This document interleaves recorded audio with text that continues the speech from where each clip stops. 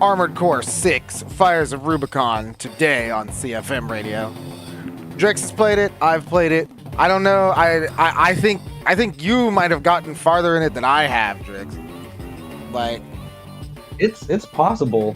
It's been my, pretty much the only game I've been trying to pick up lately. I personally haven't been this happy from a video game in a while, but I've also, me and a friend of mine, we've been waiting for like a long time for another installment of Armored Core. Pretty much through the whole Dark Souls, Demon Souls, Elden Ring, throughout all of that, we were just asking ourselves, when are they going to make another robot game? That would just be really cool if we could get another mech game. But I'd say it was worth the wait because I don't know. I don't want to throw around the word Souls-like. It's a little kind of easy to do, but the flavor is still really strong, and I'm enjoying the difficulty. And do you think this is like a Souls-like? I mean, it's hard. I don't think that makes it Souls-like. First of all, because it's sortie based and missions, and it's not an open world. Or even like an explorable hub world. Yeah, no, you don't even get, real characters in the flesh in this game. But that's part of the storytelling, and I feel like I'm finally participating in the meta for a game. Right, yeah, seriously, like as far as the multiplayer is concerned. Like, and like the buzz around it, you know what I mean? Like geez, everybody is talking about this game, and I've been dipping my toes into PvP. Yeah, I've gotten a few good fights, a couple online strangers, and I love to see people's different builds. Like, you can try a lot of stuff and bring a lot of different things to the table, and even in your matchmaking lobbies, if somebody's pulling out something and you want to try to counter it, you can hit the assembly menu and just hit your garage real quick. Oh, I didn't know that. Spec something out. Yeah, it's a cool lobby system. You can have 9 people in a lobby. Wow. You can do singles fights or 3-on-3 fights. Yes. Yeah, I haven't tried the 3-on-3 yet, but me and you, Vector, and my cousin Chainer, Kudos, he's out there. We should get a team going and try that out soon. Hell yeah, I'm down. So Drix, I'm with you. I'm loving this game. This is I'm 100% there. Sitting here playing all these. I'm an old school Demon Souls guys, and I love Demon Souls, but I didn't think it would go this far. Like, I didn't think it would go as far as it did. Now we're in Dark Souls 3, and now we're that series taking a little bit of a hiatus a little bit. The Elden Ring was the last big thing. After such a huge departure, I am so surprised Armored Core 6 isn't more like those games, and I'm happy that it's not. As a fan of Armored Core, it's interesting to see. Same. It's interesting to see that they've kept pretty much the soul of Armored Core intact. Even if I'm one of those people. I don't think the targeting, the auto targeter, is a big deal. But I definitely feel like the missions, not the boss fights, the missions, they get a little wishy-washy. They feel a tad repetitive after a little while, and I always just find myself wanting to go get to the boss, and I find it very disappointing that when I don't fight a boss. And that's what sucks to me most about this game is that I can't. Bosses steal the show. Yeah, the bosses steal. Not only do the bosses steal the show, they do it. And a lot of, I think personally that it's just kind of that's standard FromSoft shit, right? Like, the bosses are always going to steal the show, but you feel it a lot more here than in any other FromSoft game, at least in recent memory, because this game definitely, 2 shots from a shotgun kills a basic mech. 3 assault rifle shots kills them. Hell, even a close range blast from almost anything will shoot down a mech, like a basic mech that's not an armored core. So that's kind of whatever, boring. But the boss fights and the cinematic moments, and surprisingly, the story. If you could get into it, I understand if you can't get into the story. I do. I understand if there's because but personally, I like the distinctly isolated atmosphere. To me, it puts me really in the I feel like I'm in the boots of being a mercenary. You know what I mean? Like I feel like this is kind of what would be happening. I hear a lot of people be like, "Oh, I don't feel like I have any agency. I don't feel like I have any I feel like I don't have any decisions that I can make. I don't want to support these people." And it's like, well, you do. Like, at least to me. Like, you have really big storyline moments. Like, you can make a decision that really affects. Same.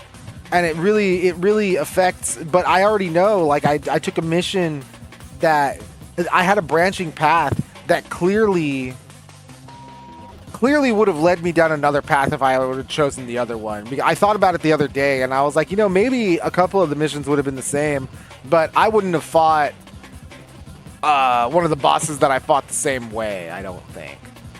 And because I want to fight one of the bosses, or I didn't actually know this at the time, but I didn't realize I was like teaming up whole hog with the corporations, and then we took down this big boss together. And I was thinking about it because you could choose. I could also have chosen to do a job for the Liberation Front at that point, and I was like, interesting. I wonder how different this would have been. So I'm very interested, especially since I understand there's a new game plus mode. When you beat the game, I'm very interested to see, to explore more decision-making possibilities in my next playthrough. Yeah, exactly. I hear there are new options, maybe even some new parts, and definitely different storyline tidbits. But yeah, it's like you haven't really finished the game until you've beaten it 3 times over. Kind of like Nier Automata, right? Yeah. I do like some of the strange curveballs they throw you before a boss fight that you might expect. Like, have you gotten to like the stealth mission yet? Where you gotta I believe so. Be a little sneaky. Yeah, you can't get caught by certain things. Yeah, man. And when it first hits you, it's pretty surprising, and I really enjoyed it. But you're right, you do kind of just like, I want to get to the boss at the end and have that fight and that interaction and have that real challenging AC battle. There's a few enemies that might give you a little bit of a run for your money, in that you're gonna have to actually like dodge and use some of your other abilities, or maybe consider even your build. But yeah, boss fights are great. Story missions, you kind of plow through them. Yeah, I agree. It feels underwhelming when there's not, at least, you're right, too. There are enemies that, part of those curveballs that you're talking about, those enemies that just come out of left field and you're like, whoa, this guy, he's packing a tri-rocket launcher that locks onto me and he's pretty fast. So, like, I gotta be able to dodge this and, like, nail him with my Boss burst rifle really quick so I can hit him once and then just nail him with a rocket and then he'll die. Or these guys, you see it on the B-roll, these guys with the shields, in the very beginning, you don't think much of them. But then later on in the game, they sprinkle those shield dudes in with the rank and file guys. And, like, you'll decimate a whole team of rank and file dudes. And then, like, you'll want to move on. And then you'll turn around and you'll be like, what the hell? And there's a line of shield guys still there.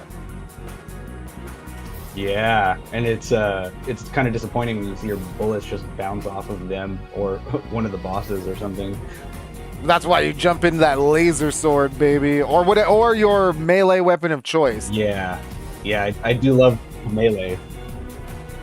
Melee in this game. Yeah, the pile bunker, actually very effective. Oh my god. Yeah, I've gotten a few good multiplayer kills with it. That's how I beat one of these bosses. I was having trouble with one of the bosses, this big sea spider thing, having a lot of trouble with him. And then I was like, you know what? I think my melee weapon might be out of date. And then I saw the pile bunker. I was like, oh baby, like it's time. Yeah, that's a lot of impact. Yeah, it really is about, you know, if like in a spaceship game like say EVE Online, where you're just a lot of your success or failure is determined by what you kind of leave the station with, but the other half is your piloting ability, which especially in PvP, it's almost like an extreme sport version of like keeping a hockey puck on screen as it's bouncing back and forth, and you're timing your weapon shots. And because even the older Armored Core games, I feel like they stayed true to that, at least, even with or without hard lock. There's a couple different variables. I think depending on your firing control system, you can have an easier or harder time locking on with close range melee attacks, or you can specialize in having a faster missile lock on. But even in like the first Armored Core, you had to keep your enemies in your targeting box, and it's like a really almost anime fast version of watching the DVD logo bounce across your screen from an old DVD screensaver going, is it going to hit the corners? Is it going to hit the corners? But you got to keep your enemies on target and in lock. You feel that way sometimes in the main game. I was fighting a boss today that was moving all over the place, and then when you got close to it, pulled up a shield, and then that's when I met my pile bunker, and that's kind of when I got the gist of beating it. But like there are times when, like, especially against enemy ACs, there's a whole arena mode where you can go one-on-one against AI ACs.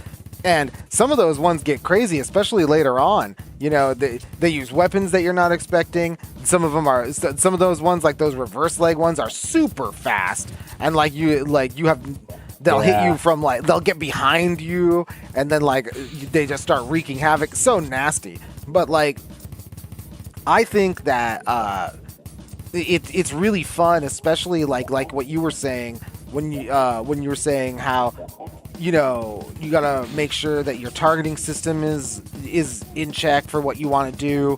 All of your gear needs to be correct. Your whole build, I don't think this game is as strict as previous Armored Core games as far as the builds go, because sometimes you could totally it would function, but it would just not fucking work. But this game, you could it's pretty definitely not as strict. Yeah, you could confidently build around your favorite weapon or your favorite mech type. You like your mech. I like bipedal mechs, right? Some people like the reverse joint mechs. Some people like the mechs that got the spider legs. Some people like the mechs that got the tank treads. And you could use any of them. The game will let you do it. It's more about your weapons at the end of the day, especially if you're having a really hard time against a boss. Yeah. It's a lot more about the weapons. And if you can confidently take your favorite builds and edit them and tweak them so that they're using different weapons, and it'll work out for you. And I think that's awesome. Yep. There's a lot of crunchy stats, and I'm sure in multiplayer, like you were saying, every stat's gonna have to count. But when you're playing the single player mode, I think it's kind of fun that I can just use my favorite aesthetic mech build and just tweak its internals and its weapons. Yeah, absolutely. You'll want to do that even just going from PvP to story mode missions. You'll want to swap out something sometime. Yeah, I usually do the arena first as soon as I unlock it, and then maybe switch over to just a full-on missile boat for a boss that I have to take on in story mode. And I like that it kind of keeps you thinking, keeps you on your toes.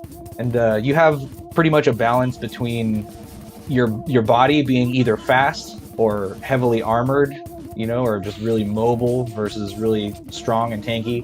And then the weapon system, you have almost like a rock, paper, scissors of kinetic ammo, explosives like missiles, and then energy weapons. So if you can, you know, balance out either missiles and energy or kinetic and energy, you're usually doing okay. And you know, I love the X factor that the melee weapons bring in. You know, your melee weapon's pretty much your best weapon, but you know, it's the best weapon to accomplish both of the main things you want to accomplish. You know, if you've been watching the B-roll, you'll realize against some enemies, you'll see that they got the life bar, and then they get another yellow meter above the life bar. The yellow meter, once it fills up, they stagger, and you get a free hit. It's like they call it a direct hit. So when you get the free hit, it deals what, double damage or something like that. So the X factor of the melee weapon is really, really fun in its balancing, in that the melee weapon is probably the best thing to hit your opponent with at any given time.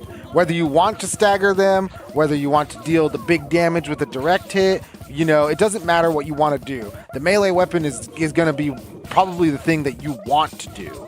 But that weapon takes a while to recharge. So it's a good really luck being close. For sometimes it can be really hard to get close, but I mean, again, that fine line balance is very, very fun and very engaging. It makes you always you're always thinking like, okay, and you're always thinking and you're always making key decisions. Like if you are in melee range and you know you can get the hit, do you use it to stagger, or do you try to go for the stagger with your gun and your shoulder units, and then get them with the big power hit with your melee weapon, so that you do the big damage? Because the big stagger damage, because when you're doing the big stagger damage with your melee weapon, you're probably not doing a ton of AP damage, or like the damage directly to the health. But if you're probably staggering them instantly. But if you already stagger them, you're taking like a third of their life with that melee strike. And so it's a nice balance. It keeps things interesting, keeps things fresh, and it always keeps the player thinking. That's what I really like. Yeah, can't get too comfortable because something will try to backslap you. I like that because, you know, it's one of those things, especially with these single player games. You know, sometimes these single player games just devolve into a set pattern that you just do over and over and over again. You know, like it's kind of sad when games make a great first impression and then later on they just can't keep the momentum. It kind of reminds me of Sifu, and I know people love that game, but Sifu to me was a game that made a great first impression but couldn't really keep its momentum, mainly because it tried to be some kind of weird speedrun game where like your progress with a strange progression system. But further than that, you know, that game had an awesome first act and a crazy second act, and the first two levels were probably the harder levels of the game. But this game, Armored Core 6, it keeps that momentum up. It gives you I haven't finished the game yet because I'm playing this and Starfield at the same time, but pretty much from start to finish, from so far, I mean, I've clocked about, 18 hours into this game. Like, I play it, like, when I reach for a game, I'll say it like this. When I reach for a game to play, I play this game. Yeah, same. That's where I've been at. I haven't even looked at the hours, but it's been a good amount, probably around the same. Yeah, like if I reach for a game to play, like, I just want to play a game and unwind, it's Armored Core 6. Missions, multiplayer, mech builds, it's got the online for me. Yeah, it's got everything. It's fully featured, and to me, it's fully featured. And you know, the cinematics, the cinematic quality isn't incredible, right? This game's not Final Fantasy 16. It's not going to blow your socks off with insane cinematography and crazy cutscenes. It's not that kind of game. The atmosphere, like I said, it's very dark. It's very industrial, truly industrial. Like if you want a game that really nails what it actually means to be an industrial, like a future tech industrial vibe, this is the game. And it's not the most inviting thing. It's a very lonely feeling. Like it's cold like a machine. Yes, like a machine, but in a good artistic way. Right. It's really, really good because it makes those moments of emotion like really stand out, and the punch really hits. For me, Armored Core 6 fired on all cylinders. I can see why it's not for everybody. I can see why people maybe wouldn't like it. No open world, shallow sense of exploration from level to level, and it is a straight up old school sortie system, missions level to level. You beat the mission, you go back to the screen, you go back to the mech screen, and then you sortie into another mission. It's old school. There isn't any like RPG-ish elements. It's all mechs all the time, all missions all the time, no nonsense. And to me, I like that. I thought it was a great, I like I said, this is the game that I reach for whenever I'm like, I want to play a game. Time to play some Armored Core. So for me, I give Armored Core 6 a 4 out of 5. Drix, how about you? I gotta give it a 5 out of 5. I'm gonna be playing this for a while, and it's gonna be hard to take something else and even consider it as good for me. I might be fanboying out. I really don't. Okay, my one flaw is a little bit of the music. I mean, but I think fans from previous games would expect, like, I've been playing older Armored Core music in the background since we've been talking about it, but you know, we've had previously full-on like dance music soundtracks, so it doesn't really hit that mark. But that's, I don't know, the music and the sound design is amazing. I don't see any particular flaws. Like, it's if we're grading out of 100, it'd be like a 90 instead of a 95 or something.